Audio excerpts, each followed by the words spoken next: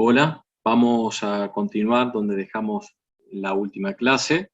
Vamos a realizar los ejercicios de pavimentos flexibles, un ejemplo de cada uno de los métodos que se han visto. Vamos a comenzar con el método ASHTO, el cual uno de los primeros parámetros para poder trabajar con el método es la determinación de los ejes equivalentes, también denominados W80 o W18, los ISAL. Bien, tienen diferentes nombres que lo hemos mencionado en el transcurso de cuando se ha desarrollado el método. ¿Cómo se determina los ejes equivalentes? Bien, se comienza teniendo los datos de tránsito a través de un censo, como podemos ver allí en la tabla a la izquierda, donde estará tipificado por cada tipo de vehículos, las cantidades diarias de cada uno de ellos, de ese tipo de vehículo. Luego, un porcentaje de crecimiento, aquí para este tipo de vehículo un 4%, para este otro tipo de vehículos un 2%, para este otro conjunto un 6%, y así sucesivamente. ¿Esto qué nos va a permitir? Que a través de la tabla, donde ingresando con el periodo de diseño, que está fijado en 15 años, y el 4%, por ejemplo, para el primer grupo, es posible determinar el factor de crecimiento, que será en este caso 20,02. También lo podemos realizar con la fórmula, que es exactamente lo mismo. Una vez que tenemos la cantidad de vehículos diarios multiplicado por el factor de crecimiento, vamos a obtener el tránsito de diseño, al cual está faltando mencionar que hay que multiplicarlo por 365 días, ya que estos valores son diarios, ¿sí? Esta cantidad es diaria, multiplicada por 365, multiplicado por 20,02, nos va a dar este número, 3.653.650, que es el tránsito de diseño, la columna C. Ahora bien, este tránsito, en el año 15, tendremos de autos, hay que afectarlo el factor de eje equivalente, que para afectarlo se deben tener en cuenta ciertos aspectos. Esos aspectos o esas consideraciones son el tipo de pavimento, si es rígido o flexible. Para el caso que estamos trabajando el ejemplo vamos a considerar que es flexible, entonces consideraremos ese tipo de pavimento, consideraremos el tipo de configuración de eje, si es un eje simple, si es un eje tándem, y si las ruedas son simples, duales, etc. Por otro lado, la serviciabilidad final, ¿sí? La serviciabilidad final y un SN de prediseño, ¿sí? Para el pavimento. Es decir, para poder determinar el factor de eje equivalente, se deberá contar con la serviciabilidad final, un SN de prediseño y la configuración del eje. En base a eso existen tablas que nos permiten ingresar para cada uno de esos tipos de ejes, en función del peso del eje, y determinar cuál es el coeficiente eje equivalente. Esto ya lo hemos visto cuando desarrollamos este tema en el teórico. Entonces, esta cantidad multiplicada por este factor nos va a dar la cantidad de eje equivalente, es decir, estos 3.600.000 equivalen a 731 ejes equivalentes. Bueno, ese procedimiento que se ha desarrollado se hace para cada uno de los ejes que se presentan en la tabla, luego se hace una sumatoria final, y eso serán la cantidad de ejes equivalentes de diseño, al cual le está faltando afectarlo por el factor de dirección. Consideramos, recuerdan, 0,5, es decir, 0,5 en un sentido y 0,5 en el otro sentido, que es lo que recomienda ASHTO. Luego el factor carril, si tenemos más de un carril por sentido, será 0,9, por ejemplo, si tenemos 2 carriles por sentido.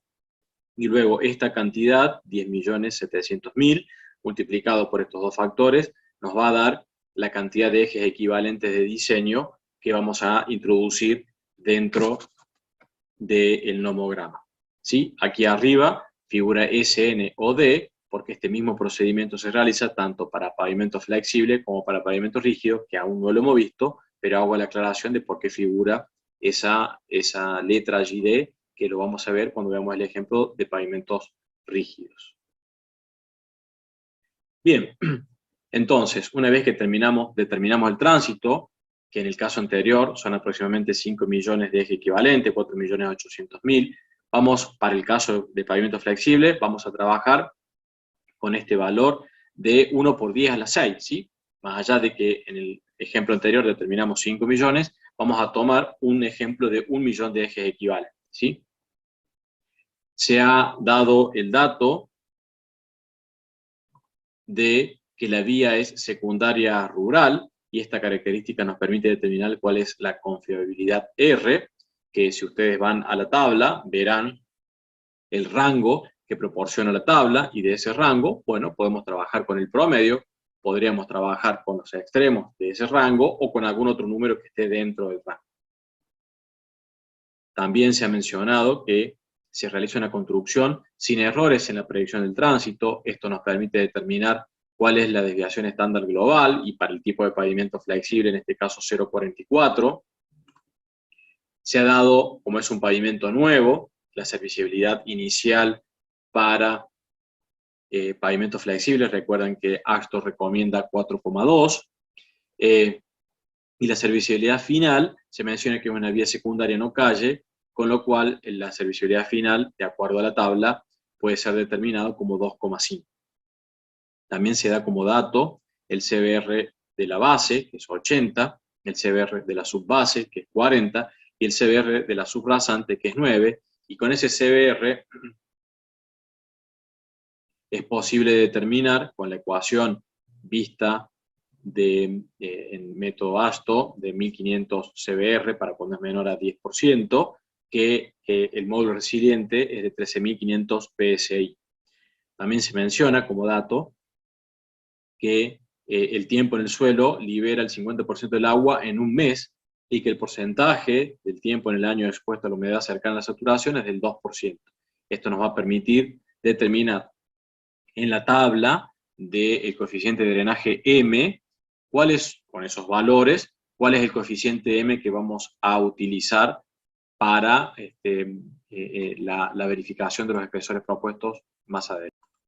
Bien, una vez que se tienen todos esos datos, es posible en el nomograma con el cual vamos a trabajar, empezar a ubicar cada uno de estos valores y empezar a trabajar. Primero, si ubicamos la confiabilidad del 85 y el S0 en 0,44 con los 2 puntos y trazando una recta por ello, como está ahí en color verde, es posible trazar la recta y prolongarla hasta la línea auxiliar hasta determinar este punto. Luego, ubicando en la escala de los ejes equivalentes el valor de 1 millón, con los 2 puntos, el anterior y el siguiente, una nueva recta, hasta cortar la línea auxiliar, de la misma manera ubicando el módulo resiliente de la subrasante de 13.500 y el punto anterior, otra nueva recta, hasta llegar al cuadro de la derecha, de la gráfica de la derecha, donde intersectamos el eje de las Y, luego entrando en forma horizontal hasta intersectar el delta PCI, que es la serviciabilidad inicial menos la final. Es posible, bajando en forma vertical, determinar cuál es el número estructural, que en el gráfico lo podemos leer como 255 SN, ¿sí? Esa es la capacidad estructural que va a requerir nuestra estructura, y la que, de alguna manera, proponiendo espesores y materiales, debemos superar o igualar a esta SN requerida. Entonces, para ello, vamos a proponer 3 capas: una capa asfáltica, una de base y una de subbase, con los espesores de 7 centímetros para la primera, 20 centímetros para la segunda y 30 centímetros para la tercera. Con esos materiales y espesores propuestos, se empiezan o comenzamos a determinar diferentes valores, ¿sí? También de la mezcla asfáltica se adopta una estabilidad de 1000 kilogramos. Puede surgir del ensayo de estabilidad realizado, o si tenemos algún otro dato, vamos a ver algunos otros ejemplos posteriores. Con estos valores, también con los datos anteriores de CBR de la base y de la subbase, es posible determinar los módulos resilientes a través de los gráficos del método ASTO que hemos visto, que ingresando con el CBR hacia la izquierda obtenemos el coeficiente de aporte estructural, y si nos movemos hacia la derecha podemos obtener el módulo resiliente, que es desde allí donde están obtenidos estos valores, 28.000 PSI y 17.000 PSI. También con el mismo gráfico podemos obtener el coeficiente de aporte estructural A1 de la capa asfáltica a partir de la estabilidad. Con el CBR de la base obtuvimos por un lado el módulo resiliente y por otro lado en la misma gráfica el coeficiente de aporte estructural. El M fue determinado anteriormente, y lo mismo para la subbase. En el mismo gráfico de subbase, hacia la izquierda el coeficiente de aporte estructural 0,12 y hacia la derecha el módulo resiliente, ¿sí? Bien, entonces, con todos estos valores procedemos a empezar a realizar algunos cálculos, donde el espesor propuesto de 7 centímetros de capa asfáltica son 70 milímetros, que dividido 25,4, ¿sí? Llevándolo a pulgadas, nos va a dar una cierta cantidad de pulgadas, que multiplicado por el factor de aporte estructural A sub 1, ¿sí? Nos está dando 1,24, ¿sí? Entonces, la mezcla asfáltica con 7 centímetros aporta 1,24 de SN. Dicho de otra manera, 0,44 de aporte estructural es por pulgada de este material, ¿sí? De la capa asfáltica. Realizamos lo mismo para lo que sería la capa de base, 200 milímetros, dividido 25,4, por 0,135, que es el coeficiente de aporte estructural, por 0,93, recuerden que es el coeficiente de drenaje, entonces la capa de base aporta 0,99 de SN. De la misma manera, el mismo procedimiento realizamos para la subbase. Luego, la sumatoria de los tres aportes estructurales de cada una de las capas está dando 3,11, ¿sí? Ese 3,11 es mayor que el 2,55 que se necesita o el requerido. Es decir, esto es una verificación que es global, luego vamos a hacer la verificación capa por capa, pero la verificación global es el SN requerido es o tiene que ser menor a el aportado por las capas propuestas. Entonces, aquí estamos viendo que este método no es un método de diseño, sino que es un método de verificación, ya que los espesores no surgen por el cálculo, sino que los espesores y los materiales son propuestos y son verificados a través de esta metodología que aporten o den un aporte estructural mayor al requerido. Bien, una vez que se ha realizado esta verificación global, se procede a la verificación capa por capa, que ya lo hemos explicado cuando vimos la parte teórica del método, en donde esta verificación consiste en determinar los SN, ¿sí? Como si el pavimento no estuviese ubicado en la última capa, que era la subrasante, que era el SN3, ¿sí? El SN3 ¿a qué va a ser igual? Y bueno, al SN que determinábamos anteriormente, al de, volvemos un poquito, a este SN de aquí, ¿sí? Porque acá hemos ubicado el valor de módulo resiliente de la subrasante. Ahora, si dejamos todo esto como está y movemos aquí, en vez de ubicar el valor de la subrasante, ponemos el de la base o el de la subbase, comenzamos con la subbase, ¿sí? Por ejemplo, el de la subbase, el valor que teníamos era de 17.000, perdón, PSI, y dejando todo como está, si movemos este valor y ponemos el valor de la base de 28.000, será por aquí, vamos a obtener distintos SN en función de mover este único valor que está acá. Eso es lo que está ejemplificado, lo que está calculado en la siguiente presentación, aquí. Este es el primero, considerando el módulo resiliente de la este subrasante.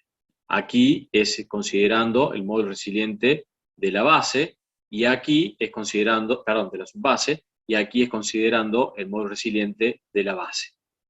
Y se han obtenido estos otros dos SN, ¿sí?, a través del mismo gráfico.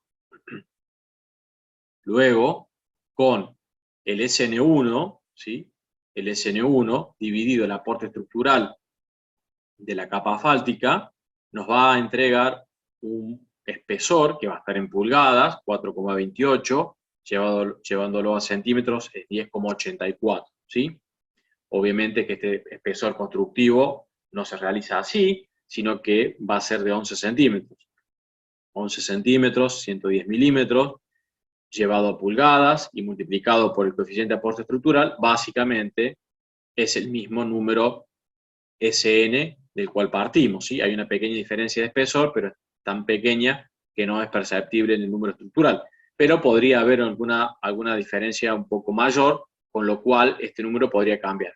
Entonces, si cambia, se le denomina SN1 asterisco. Luego, el espesor 2 es el SN2, que hemos determinado anteriormente, menos el S1 asterisco, ¿sí?, que hemos calculado antes, dividido el coeficiente de aporte estructural de la base y el coeficiente de drenaje.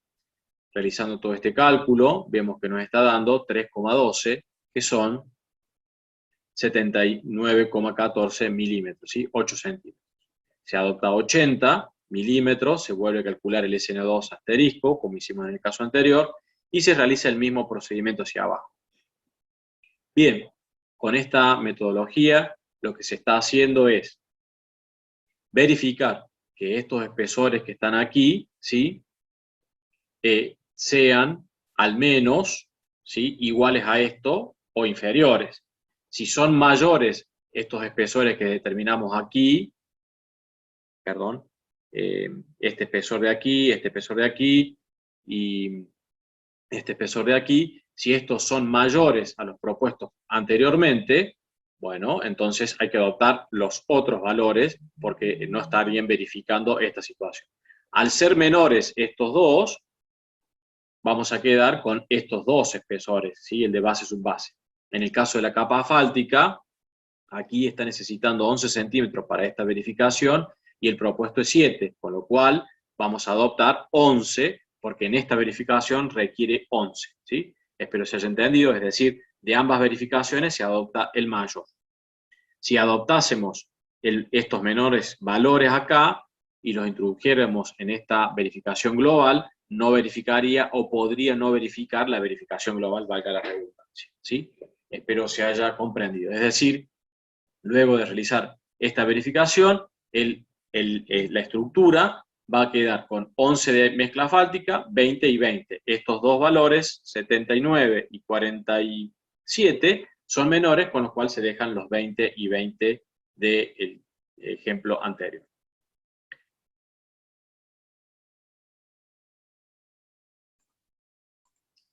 Bien, hemos visto entonces el ejemplo de cálculo aplicando el método ASTO para pavimentos flexibles, y con anterioridad habíamos visto en la parte teórica otros métodos de cálculo más antiguos, más sencillos, ¿sí?, racionales, que vamos a mencionar algunos ejemplos de cálculo para esos métodos, ¿sí? Estos ejemplos que están viendo allí y el anterior de ASTO y otros más, lo tienen en la guía de trabajos prácticos que ha sido subida en el autogestión, con la cual tienen varios ejercicios para desarrollar, y en la parte final de la misma tienen la resolución y tienen el desarrollo paso a paso de cada uno de los ejercicios, y donde está especificado de qué página y de qué apunte se ha sacado cada una de las ecuaciones, parámetros, tablas, etcétera, para que ustedes puedan ir siguiendo el paso a paso y de esa manera les resulte más sencillo y no perderse.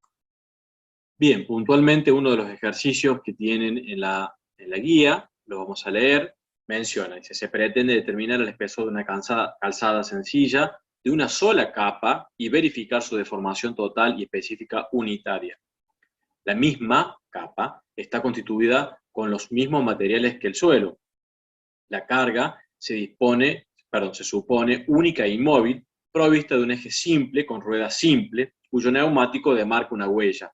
Para ello, se han realizado las determinaciones de peso por eje de 8,2 toneladas, presión de inflado de neumático de 81,5 psi, y el censo determinó que la cantidad de eje de 8,2 toneladas que circulará es de n sub 8,2 igual a 5,8 por 10 a la quinta, significa de 580.000 ejes equivalentes. Los ensayos de laboratorio arrojaron que el tipo de suelo de la traza del camino presenta un valor de CBR de 4%. Bien. Lo primero acá es identificar que estamos en presencia de una sola capa, entonces es el método de Spusinez, donde el método propone para la determinación de la tensión a diferentes profundidades la siguiente ecuación, donde la siguiente ecuación tiene la carga Q, que está como dato, también tenemos el Z y el A, ¿sí?, que es de la huella. El A no está como dato, pero sí tenemos la carga P y tenemos, bueno, la forma para determinarlo, el A partir de despejarlo de esta ecuación. Entonces allí podremos trabajar, perdón, allí podremos trabajar para determinar el sigma Z. Por otro lado, este sigma Z a una dada profundidad tendrá que ser menor o igual al sigma vertical, pero admisible. ¿Cómo se calcula este sigma vertical admisible? Bueno, aquí está la ecuación que está propuesta por estos autores, la encuentran en esta página, en el apunte de la cátedra del ingeniero Toledo de Vías 2, ¿sí? La particularidad, es que tienen el módulo E sub S de la subrasante, para ello lo pueden extraer de la página que figura allí del apunte de Vías 2, ¿sí?, a partir del CBR, que lo hemos mencionado en varias oportunidades, y donde interviene el N, que es la cantidad de reiteraciones de carga que está como dato. Bien, así determinamos para diferentes Z cuál es la profundidad de Z a la cual se llega a la tensión vertical admisible. Es decir, que para estas características de 4% se requerirá un espesor tal como el que se determine a partir de esta ecuación. Luego, la deformación total la pueden calcular a partir de la ecuación que figura en la página 31 del apunte cátedra Vías 2 del ingeniero Toledo, ¿sí?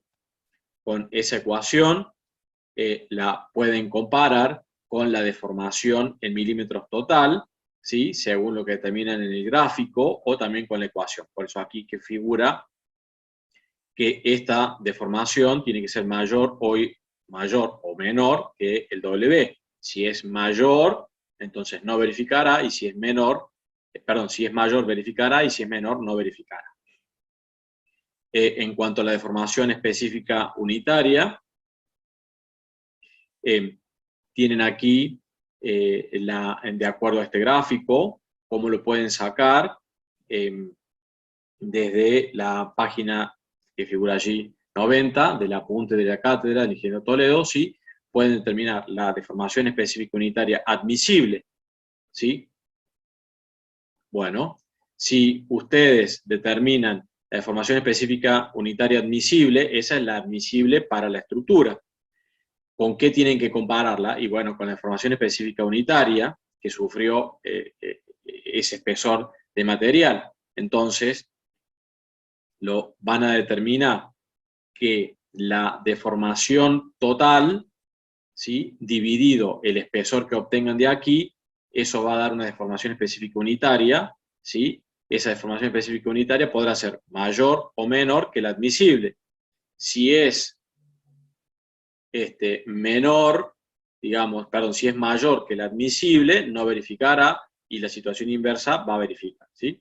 Espero se haya comprendido. De todas maneras, toda esta metodología y el paso por paso, como ya se los mencioné, está en la guía de trabajos prácticos, está todo desarrollado, calculado, cada uno de los ejercicios al final de la guía. Continuando con los ejercicios, menciona, dado el ejercicio anterior, con los datos presentados, se ha decidido incorporar una segunda capa, base por ejemplo, de material granular sobre la subrasante, que actuaría como calzada. La misma presenta un valor de CBR de 80% y con un espesor de prediseño de 30 centímetros. Será necesario realizar la verificación de la tensión vertical y la deformación sobre la subrasante y proponer un mayor espesor de la base en caso de que así lo requiera. Entonces, es necesario identificar que se está en presencia de dos capas, con la cual aquí estamos en la situación de lo que se ha visto de Burmeister. Para ello, vamos a determinar la tensión vertical a través de la forma que figura en la página 47, la figura 3, allí está especificado qué número de figura y demás, teniendo presente la relación de los módulos, ¿sí?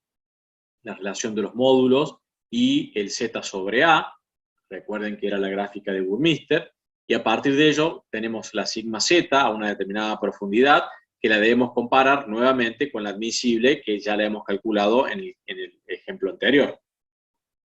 Aquí está lo que les mencionaba, con la relación de los módulos y el Z sobre A, vamos a obtener de la gráfica anterior, vamos a obtener el sigma Z sobre Q, como Q lo tenemos, vamos a despejar el sigma Z. Vemos si verifica o no verifica, si necesita mayor espesor de base, habrá que modificar el Z, o si necesita mejorar, por ejemplo, la calidad de uno de los materiales, que sería el caso de la base, donde podremos mejorar el CBR, aunque tiene un CBR, bueno, por lo menos interesante. Bien.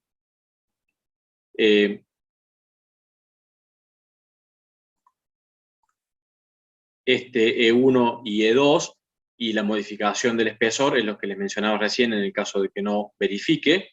Luego la determinación de la deformación de la capa va a estar dada por la ecuación que figura allí en el apunte y está especificado dónde, pero es a través de un coeficiente F2 que va a ser a partir de la relación entre Z y A, ¿sí? Que ya lo hemos calculado, y la relación de módulos. A partir de esto es posible determinar el F, y ese F2 es posible determinar el W.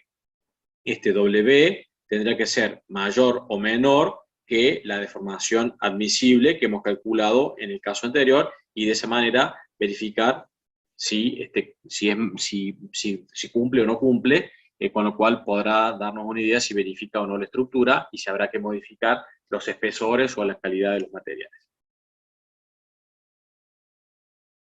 Bien, y continuando con otro tipo de ejercicio, dado el primer ejercicio con los datos presentados, se ha decidido incorporar una tercera capa flexible, que es una capa asfáltica, a modo de superficie de rodamiento, sobre las dos capas del ejercicio anterior. La capa asfáltica se ha previsto que posee un módulo de 160.000 kilocentímetros cuadrados, con un espesor de 12 centímetros. La capa de base presenta un valor de CBR de 80% y con espesor de prediseño de 50 centímetros. A los fines prácticos se estima un coeficiente de Poisson de 0,5. Será necesario realizar la verificación de la tensión vertical sobre la subrasante y la deformación específica unitaria en la fibra inferior de la capa asfáltica. Recuerden que son los criterios con los cuales se ha trabajado en el método tricapa y que también dio origen luego al método Shell. Bien, obviamente que hay que identificar en el método en el que se está, y el método, ya lo hemos mencionado, es el sistema elástico de 3 capas. ¿Este método cómo trabaja? Bien, este método, el sigma Z en la subrasante, que lo llama sigma Z2 subrasante, es igual a un coeficiente ZZ2 por Q. Este ZZ2, ¿sí? El Q es dato, y el ZZ2, recuerden que se obtenían a partir de las relaciones que proponía el método, que era entre los módulos L1 sobre 2, L2 sobre L3, obteniendo el K1 y el K2, también las relaciones A mayúscula igual a la relación de A minúscula sobre H2, y H mayúscula a la relación de H1 sobre H2, y a partir de esas relaciones poder determinar con las tablas de Jones o con los gráficos que fueron realizados a posterior de Petit, cuáles son los coeficientes ZZ1, ZZ2, etc. ¿Sí? Entonces, con esas relaciones se obtiene el ZZ2, que se ha mencionado en la parte teórica, como les mencionaba recién, y nos permite determinar el sigma. Que este sigma nuevamente tendrá que ser menor a lo determinado desde lo que venimos haciendo en el primer ejercicio, ¿sí? Luego, la deformación específica unitaria por tracción, epsilon t, va a ser igual a esta ecuación, que está allí la página donde pueden ubicarla y el apunte, y que tendrá que ser menor o igual a la deformación específica por tracción admisible, que también está especificado allí de dónde lo pueden obtener. Para el epsilon t es necesario conseguir el sigma R1 y el sigma Z1. El sigma R1 lo calculan con la ecuación y vemos que tenemos un coeficiente RR1 que lo obtienen con los mismos parámetros mencionados anterior, K1, K2, H y A, y en las tablas también mencionadas. El ZZ1 de la misma manera se obtiene con las mismas relaciones. Y a partir de ello es posible calcular el sigma R1. Y el sigma Z1b, que es el de la base, es el ZZ1, que es el coeficiente entero, por el Q. Con todos estos valores es posible calcular el epsilon t, y el epsilon t compararlo con el epsilon admisible que figura en la página, lo que está allí, o en la gráfica, o en la ecuación, depende de lo que se disponga, para poder compararlo, ¿sí? Que es lo que está aquí. La tensión de compresión en la subrasante tiene que ser menor a la admisible, que es lo que está acá, y la de tracción en la fibra inferior de la fibra asfáltica tiene que ser menor a la admisible, ¿sí? Si estas dos situaciones se dan, verifica. Bien, y por último, de los ejercicios aquí mostrados, vamos a avanzar sobre lo que es el método Shell. Vamos a leer el enunciado. Dice: se pretende diseñar los espesores de una calzada. Para ello, se han realizado las determinaciones de peso por eje de 8,2 toneladas, descenso que determinó que la cantidad de ejes de 8,2 que circulará es de 1 por 10 a la 7, y la temperatura media anual ponderada del aire es de 20 grados. Los ensayos de laboratorio arrojaron que el tipo de suelo de la traza del camino presenta un valor de CBR de 5%. Además, se proyecta una capa de subbase con un CBR de 20% y una de base de CBR 80%. Asimismo, se han propuesto dos tipos de mezclas asfálticas cuyos códigos son S1 F150 y la otra S1 F100. A los efectos prácticos, se solicita diseñar considerando dos situaciones. En la primera, dimensionar solo con capa asfáltica, y en la segunda, la capa asfáltica y las diferentes capas granulares. Es decir, proponen dos códigos de mezcla, y para ambos códigos de mezcla, en uno considerar todo mezcla asfáltica sin capas granulares y sobre la subrasante, y en el otro considerar el otro código de mezcla y considerar las capas granulares de acuerdo a lo que se pueda diseñar. Bien, entonces obviamente estamos en presencia del método Shell, con el CBR que tenemos de la subrasante a través de la tabla que hemos utilizado bastante, que está allí en la página 78 donde la encuentran. Es posible con el CBR determinar cuál es el módulo de la subrasante, en este caso 500 kilos por centímetro cuadrado, ¿sí? Y tenemos como datos el CBR de la subbase y de la base, y los dos códigos de mezcla. Bien, vamos a tomar, por ejemplo, para el primer código, S1 F150, ubicamos la carta o la tabla correspondiente, donde tenemos el código S1 F150. Para este otro código habrá otra carta, como esta que están viendo acá, pero habrá otra. La temperatura media ponderada del aire de 20 grados, que es el dato que se ha proporcionado antes. El módulo de la subrasante de 5 por 10 a la 7 newton metro cuadrado, que es lo que está aquí, o en kilos centímetros cuadrados, ¿sí? Bueno, y lo que es variable es el número de ejes equivalente, donde aquí está expresado de 1 por 10 a la 7, es decir, 10 millones de ejes equivalentes. Entonces, si ubicamos los números de eje equivalentes correspondientes a esta gráfica, a esta curva que está aquí, la de 10 a la 7, ¿sí? Y tenemos todos los otros datos. Entonces, para la primera situación, donde nos mencionan que sea todo con capa asfáltica, bien, entonces si es todo con capa asfáltica, estaremos por aquí, ¿sí?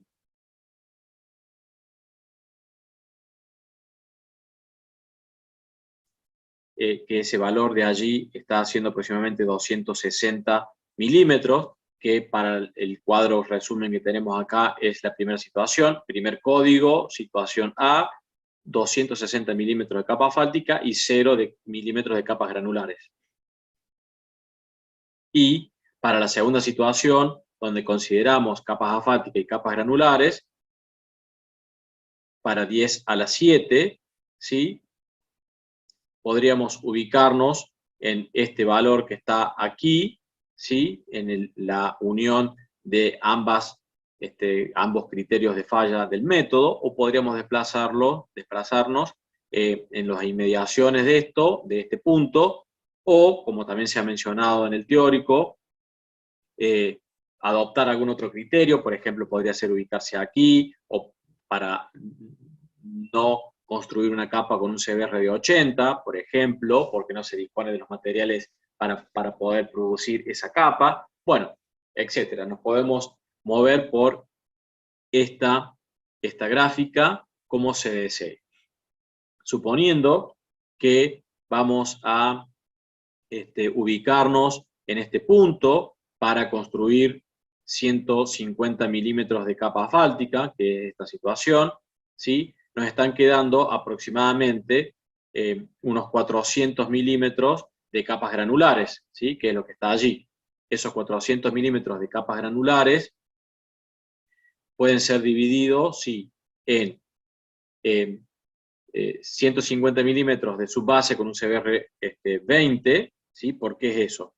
Si nosotros nos movemos en forma horizontal de esta forma, deberían ser construidos con CBR 20 desde aquí hasta la primera línea auxiliar que tenemos de un CBR 20 y bajar en forma vertical nos está arrojando 150 milímetros de CBR 20, que sería la subbase. Y luego, en forma horizontal, continuando por el mismo punto que tomamos como criterio de diseño, continuando hacia la derecha, entre los 150 y los 400, ¿sí? La diferencia va a ser de un CBR, podría ser de 40 y de 80, pero como la capa de base es de 80, se adopta directamente todo este espesor de un CBR 80. Además, constructivamente, hacer un espesor de este valor al siguiente valor tan pequeño en centímetros con CBR 40 para luego pasar a un 80, constructivamente no sería lo más adecuado, ¿sí? Bien, espero se haya comprendido esta forma de determinación. Para el otro código de mezcla se realiza de la misma manera, solo que cambia la carta, ¿sí? Esta será otro código. Tenemos tantas cartas, como ya se ha mencionado, para diferentes combinaciones. No existen todas las combinaciones posibles. Recuerden que es un método, digamos, antiguo, en donde proporcionaba ciertas cartas y que los valores debían ser ubicados de acuerdo a las cartas disponibles. Bien, esto ha sido por la clase de hoy. Vamos a continuar la clase siguiente con la misma metodología de las grabaciones. Y recuerden que la guía de trabajos prácticos está subida en autogestión y pueden resolver y ver estos ejercicios y varios otros más.